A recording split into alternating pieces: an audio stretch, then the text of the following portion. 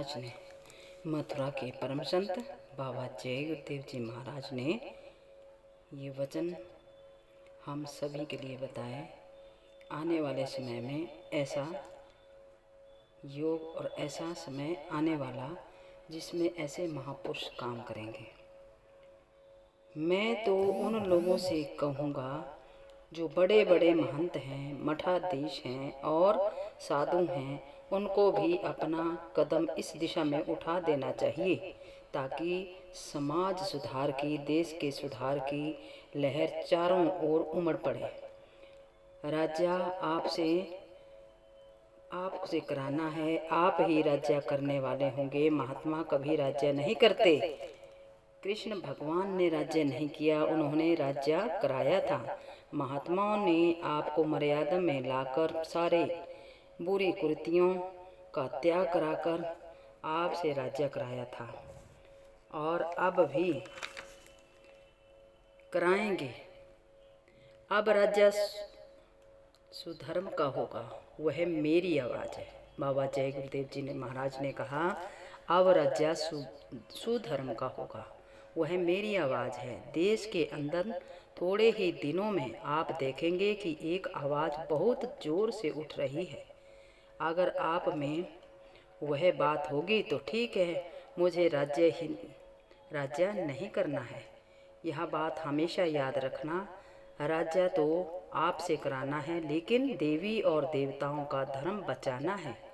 यह व्यभिचार खत्म कराना है, इन कुरीतियों को खत्म करना होगा, यह भ्रष्टाचार समाप्त करना है। तुम चले जाओगे इस दुनिया में से ऐसे ही खाली हाथ, इसलिए जल्दी आओ, अब देर ना करो, वरना काल तुम्हारे सिर पर घूम रहा है और अगर शरीर छूट गया तो बंदे करोड़ों युगों तक यह मनुष्य शरीर तुम्हें दोबारा नहीं मिलेगा। चरित्रवान व्यक्तियों द्वारा ही अब देश का संचालन होगा। अब चरित्रवान व्यक्तियों का ही संचालन देश में रहेगा। उन्होंने कहा, चरित्र का दर्पण है। चरित्र वह दर्पण है जिसमें मनुष्य अपनी आत्मा के प्रकाश को देखता है और फिर उसे अच्छे और बुरे का ज्ञान होता है। यदि किसी देश का मनुष्यों का चरित्र ठीक हो जाए तो उस देश में उठने में क्या देर लग सकती है, किंतु यदि चरित्रहीन ना ठीक हो जाए तो उस देश के चरित्र ही ठीक ना हो तो उस देश में उठने में देर नहीं लगती, किंतु यदि चरित्र ही ना ठीक हो तो वह देश कभी उन्नति नहीं कर सकता। भारतवर्ष एक धर्म प्रधान देश है। कभी समय था कि चरित्र विश्व के लोग को इसने रास्ता दिखाया। कभी ऐसा समय था कि विश्व के लोगों ने भारत ने रास्ता दिखाया, नैतिकता का पाठ पढ़ाकर चरित्रवान बल को उठाया। यही कारण है कि यह देश सोने की चिड़िया के नाम से पुकारा जाता था। मगर आज इस भूमि का वासना, बेईमानी, हिंसा, चोरी, रिश्वतखोरी का बाजार लगा हुआ है। देश के रक्षक ही यदि देश के भक्षक हो जाएंगे तो स्वप्न में भी ऐसे व्यक्तियों से अच्छे संचालन की आशा नहीं की जा सकती। इसलिए लोग अब संभल जाएं, समय आ गया है और कुछ परिवर्तन होगा। इस संदेश को आप घरों में सुना दें। दूसरों के हक के छीनने की कोशिश ना करें, यह पाप है। मांस, मछली, अंडा, शराब आदि का सेवन करना भी पाप है। इनसे बुद्धि भ्रष्ट हो जाती है और इंद्रियां चलायमान हो जाती है। फिर मनुष्य को नीचे गिरने में क्या देरी लगती है। जिस देश की स्त्रियां शराब पीने लगे, फिर सोचने की बात है कि वह देश क्या भविष्य हो, उस देश का क्या भविष्य होगा। देश की बागडोर अब ऐसे व्यक्तियों के हाथों में आने वाली है जो चरित्रवान होंगे। वे विश्व में एक नया मोड़ लाएंगे।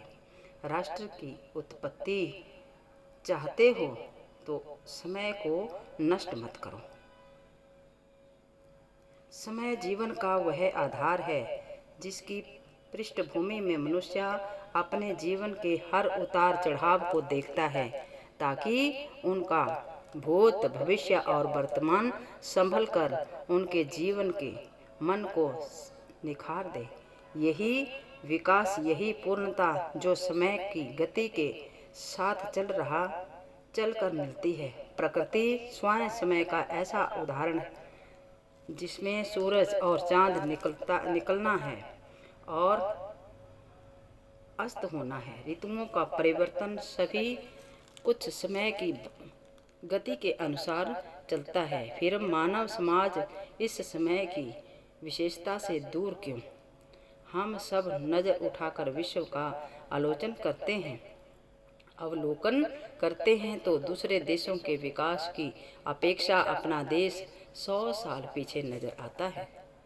अगर अपने पिछड़ेपन के मूल तत्व को देखा जाए तो यह बात स्वयं सिद्ध हो जाती है कि हमारे देश की कर्णधारों और समय की उपयोगिता के बीच हमेशा से विरोधाभास रहा।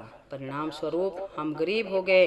किसानों को उस समय सहायता मिलती है जब वर्षा का आगमन हो जाता है।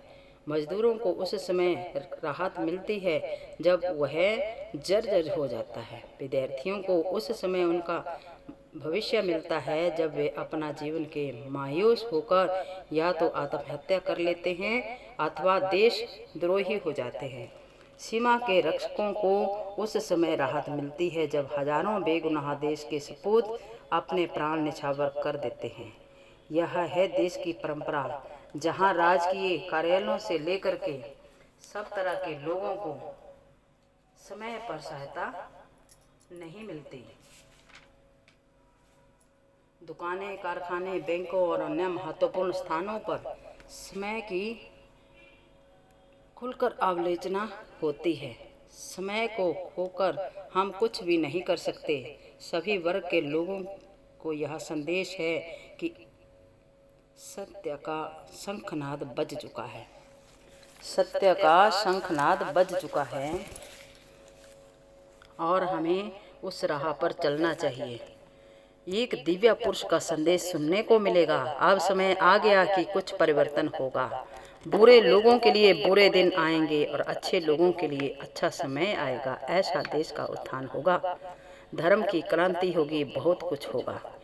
एक बार सचेत होकर उस दिव्य संदेश को सुनो जो तुम्हें तुम्हारा ज्ञान कराता है, जो सत्य असत्य का भेद बताकर तुम्हें तुम्हारा लक्ष्य दिखाता है, जो समय का ज्ञान कराकर देश का भविष्य संभालता है, जो अत्याचार से बचाकर प्रेम का पाठ पढ़ाता है। वह महापुरुष का संदेश कि राष्ट्र की उन्नति समय के साथ चलकर होगी। घर घर, गली गली, राज्य और पूरे देश में गूंजेगा। जिसके राष्ट्रद्रोही देश भक्त हो जाएंगे। जिस आवाज़ से राष्ट्रद्रोही देश भक्त हो जाएंगे। समय को आलोचना करने वाले समय के ज्ञान को जान जाएंगे। अगर कल कारखाने, बैंक, दफ्तर और राजकीय कार्यालय समय से महत्व की पहचान गए तो निश्चय ही इस देश की धरती संपूर्ण प्रकृति के खजाने को उड़ेल देगी। यह देश चरित्रवान, धनवान होकर संपन्न हो जाएगा। तो अपना लो इस सत्य को, क्योंकि तुम्हें देश के भविष्य का निर्माण करना है और तुम्हें समय की एक पल की कीमत अदा करनी है। अगर चाहते हो स्वाभिमान से जीना, तुम्हारे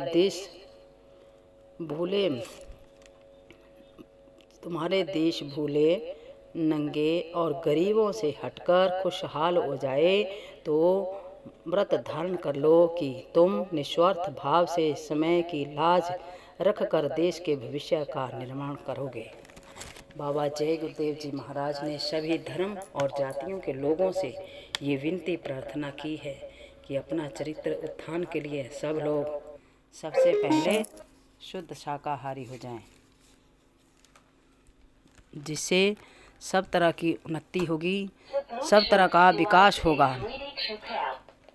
ऐसी दया महापुरुष के द्वारा उन वचनों को आप तक पहुंचाया गया।